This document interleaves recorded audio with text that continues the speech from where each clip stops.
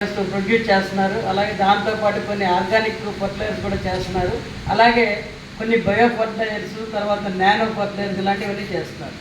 అయితే chemical fertilisers ఎక్కువ excess use చేయడం వల్ల మనకి రైతుకి నష్టం వస్తుంది. నష్టం అంటే ఏ రకంగా వస్తుంది?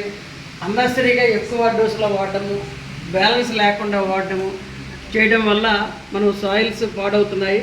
కాబట్టి ఆరోగ్యం కూడా దెబ్బతింటుంది. కాబట్టి ఈ మ్యాక్సిమం ఈ ఇనార్గానిక్ ఫెర్టిలైజర్ యూసేజ్ని తగ్గించి సేంద్రియ ఎరువులు వాడటము, అంతేకాకుండా కొన్ని రకాల బయో ఫర్టిలైజర్ లాంటివి వాడటము, న్యాచురల్ ఫార్మింగ్ లాంటిది ప్రమోట్ చేయడం, ఇలాంటివి చేయాలని చెప్పేసి సెంట్రల్ గవర్నమెంట్ పిఎం ప్రణామ్ అనే ఒక ప్రోగ్రామ్ అనేది పెట్టింది.